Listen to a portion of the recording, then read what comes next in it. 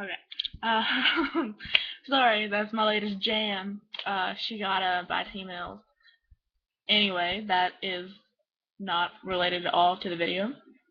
Um, I just made a video that is my tips for freshmen coming into our high school and others in other high schools. I know a lot of it was specific to our high school, but some of it, you can take a couple things and just be like, oh, maybe that's good for my high school. So take what you can from these videos. These are my tips for the sophomores, which I know you're probably like, Brett, you're only a junior. Why do you think you can give us information?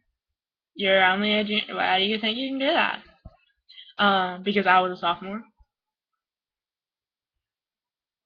You don't go to a nuclear physicist to learn how to cut hair. No, no, you don't. You go to someone who cuts hair because they've been there and they've done that.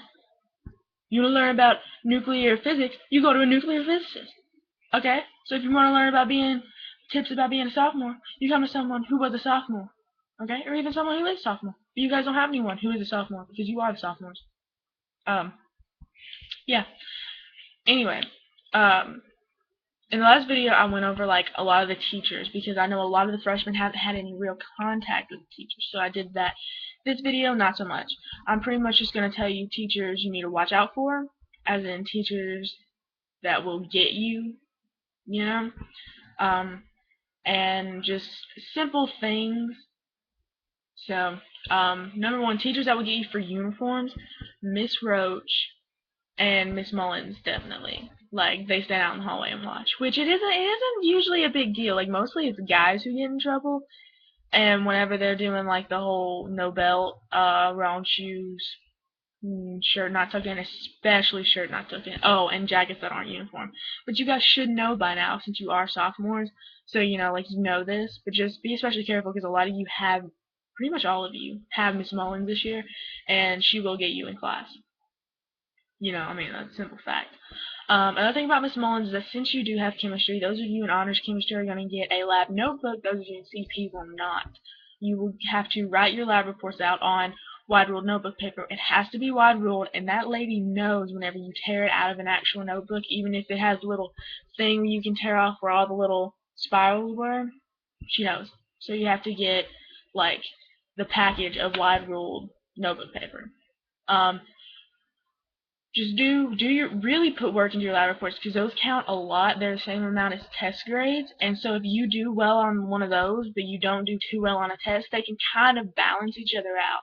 And what she did for us at the end of the year was because before it was like you turn your lab report in. This is for honors and CP. You get 48 hours early, and you get like what was it? I think it was like 25 extra points. No matter what you made, you got another 25 points. You turned in 24 hours early, you got like 10. I seriously can't remember for the life of me. But at the end of the year, what she did was she was like, okay, well, we're going to stop this. What's going to happen is you doing the lab counts as a test grade, which if you do it, you get 100, unless you're goofing off. Then you get points counted off. But I mean, it's not a big deal. And then your lab report counts as a grade, which is really good for you because she puts them together and averages them. So you're gonna make 100 on the doing the lab, and if you make an 80 on the lab report because you didn't answer a question right, you missed this, you put it together, you're still coming out with a 90, which isn't bad because it counts as a test grade. So I mean, and what she does is she doesn't have tests too often, but she has quizzes a lot. And this really helps you because some of these quizzes will just be like one question, but she, counts off for like separate points and stuff. But these quizzes are what's going to really keep your grade going because homework doesn't count anything. Now, don't sit there and think that because, I mean, you're going to learn all this in orientation, but I'm going to go ahead and tell you now so that way you're not like, what? And after orientation, you can come back to this video and be like, okay, now it makes more sense. Homework, she doesn't take a grade on it. She will come by and look at it and make sure that you did it.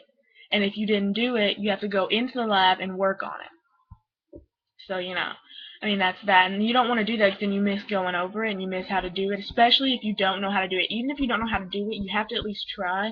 You just do what I did and try all you can. I mean, have like 7 different ways to work it out. As long as you tried, you're bound to get something right. But just because it doesn't count homework doesn't mean you can't not do it. I mean, it's really good for you. I know. See, I am not the most diligent student. I will be totally honest. I come home every day and from school and I like sit on the computer and I eat. That's essentially it. Sometimes I go to the gym if I feel like it. I mean, that's really it. So, but I still, especially if you have study hall, it's way easier. School's just going to be easier in general. Some people don't have study hall because they take 2 electives or they're taking, like this year, I was supposed to take AP Chemistry and AP Environmental, but I didn't get recommended for AP Environmental, so I was like, well, you know what, it's good to have my study hall. So use your study hall to your advantage. Um, you know, anything else about chemistry I can think of? Okay, about chemistry, this isn't the freshman video, this is just more. Labs, girls have to have their hair tied back. So, I mean, unless you have really short hair. So, my suggestion is keep a ponytail holder on your wrist, in your purse, in your backpack. I don't know, something. Keep one somewhere, or have somebody, like, hold a bunch of them. Like, find somebody with a rubber band, because Miss Mullins doesn't have, rubber bands. So, you can't just, one time, I'd use headphone cords. So, that was pretty terrible. But you have to have jeans that don't have holes in them. My suggestion is do what I did. I didn't have any jeans that didn't have holes in them, so I just went to like Old Navy one day and I was like, I just need a random pair of jeans. Grabbed a random pair that didn't make me look like I was like weird. Just like grabbed a random pair, and then I kept them at school. Some people keep them in their chemistry lab drawer. I didn't. I kept mine in my locker. No biggie. Easy thing to do for girls because she's like, okay, well you can change in the prep room. Let the guys change in the prep room. Just let them change in the prep room because they have to actually take off their pants. And so, unless you want to do like our guys started doing at the end of the year and just take off your pants anywhere, let them change in the prep room. And girls, you can either go to the bathroom, but that takes too long unless you have like study hall or something before. What we started doing was, since we are wearing skirts, it's easy just to put your jeans on under the skirt in the classroom or in the actual lab. You can stand like behind a table if you want to, give yourself a little bit more modesty. But I mean, it's no biggie. So, and you have to have closed-toed shoes. Have a friend who has closed-toed shoes. Figure out. Try and remember whenever you have labs, because I don't think I was ever without closed-toed shoes, but I know a couple of people who were, and it can get really stressful whenever you like can't do the lab. She like won't let you do the lab. But next teacher you have to watch out for is Coach Russell. Not because he's like crazy. Well, he's kind of crazy. No, he's just not. Like, he loves his students and everything, and he's awesome to be around, but he can get a little bit frustrating. So, you just gotta kind of learn to work with him. Trying to think of anyone else specifically. Coach Molly and the Lillian Stearns, you can't really do anything about them. I mean, Coach Molly's class is just kind of like Coach Willis's class whenever you're in 6th grade. If you didn't have Coach Willis in 6th grade, pretty much you get the work, you do it, it's done. And that's it. He doesn't even check it or anything. Lillian Stearns, you learn stuff in economics, so that's whatever. I'm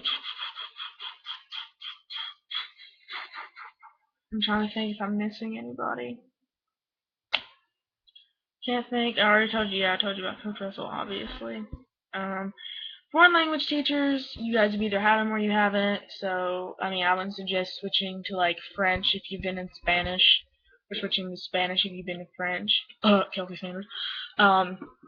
Anyway, but I'm really trying to think. Okay, now I know what to tell you guys about parking. Because freshman year, some of you guys were driving. That's fine. That's cool. Until you start parking in sophomore and junior parking. I don't even care. Because you have that one line of freshman parking. Because very few freshmen usually drive. But then right next to it is sophomore and junior parking. Whenever you park in sophomore and junior parking, that pisses me and everybody else off. Because you aren't a sophomore or a junior. If you get to school late, and you know that pretty much everybody who's come to school has come to school, and there's space at the end of sophomore and junior parking, park there. That's fine. But whenever people are coming to school and you park at the front and you are not a sophomore or a junior, you're pissing me off and you're pissing everybody else off because that's not your spot. There's some people in my grade, and it makes me mad whenever they park in like senior parking. You're not supposed to do that. You don't park in senior parking unless you're a senior. And last year they would park in junior parking. You don't park in junior parking unless you're a junior. I mean, it's simple. And this year, since you guys are sophomores, you have 2 rows of parking. It really should not be that big of a deal. And if we catch you, we as in my grade and the seniors, if we catch you in senior parking or senior junior parking, there's gonna be problems because that isn't your spot. That's not where you're supposed to be. So why are you parking there? I don't care if you're like, oh well, I mean, I got here first. It doesn't matter who got there first. Do you know what? The seniors came into the high school before you did. They were there first, so they deserve that. Okay? Don't think you're entitled to anything. And I mean, it's different whenever like you have a senior who parks in like freshman parking. Seniors can park wherever they want. Juniors can park from junior parking to freshman. Sophomores can park in freshman and sophomore. Yeah, and freshmen can only park in freshmen. That's just how it is. Because it's funny, I look and I know some of you freshmen were driving last year. But I would come to school late. Freshman parking is empty. Except for like juniors. Because like after a while you get to know who drives what. And I'm like, okay, I know not all the freshmen who drive are out sick today. So you guys are parking where you're not supposed to be parking. And that's not cool. So seriously, you need to watch yourselves with that. And crowding up in the hallways. Like, I know if you've seen me in the hallway, you know I have this little like circle of people in the hallway. I'm not saying I don't get in the way sometimes. I do. But you have to try it. I have to try, and I have to get everybody who's in my little group to try and stay more towards the walls or stay towards the lockers. And guys, sophomore guys, seriously, you guys are the most obnoxious guys like in the entire school system. No joke. You guys are so annoying. Some of you are alright, but most of you guys just feel like you can do whatever you want in the hallway, so you're just like, oh, you know what, whatever. YOLO. Like, fuck off, okay? If you're gonna say YOLO, you deserve to die, alright? But that's another story. So, don't think that just because now that you're sophomores, you can stand in the middle of the hallway and not get hated for it. Because if you're in my way, I mean, I'm probably not going to be this mean to the freshmen, but I'm going to be this mean to you, and I'm going to come, and if I feel the need, I will come through, and I will push you out of the way. And so will the other juniors, and so will the other seniors, if they feel the need. So, you just got to kind of watch yourself. Like, this past year, I didn't get, nobody was leaning on me just because I wasn't a freshman anymore. You still get crap because you're only a sophomore. So you guys need to watch it. But especially the parking thing, because that really makes everybody mad whenever you're not parking in your spots. So, you guys have 2 whole rows of parking, so pretty sure you guys shouldn't have any need to park anywhere else, because it's not like your parking is going to be overcrowded. And if it is, go into freshman parking. Okay? I mean, it's simple enough. Let me think. Can't really think of anything else besides like uniforms, which you've been in high school a year already, so you know about uniforms, skirts, shirt tails, everything else you know about that. So pretty much this is all that I can really tell you. I mean, one thing that I can tell you is that everyone says chemistry is really hard, and it is hard, but it's not that hard because Miss Mullins is a great teacher. So you just have to you have to work with her. I mean, she's there to help you. She loves teaching. She loves teaching us. She loves us as people. I mean, like, she freaking adores everybody. So, you just have to kind of work with her. But, yeah. So, get your summer reading done. Get anything else out of the way, I guess. Don't park in junior, senior parking. We'll be good. So, I guess I'll see you guys in like 3 weeks. Adios, amigos.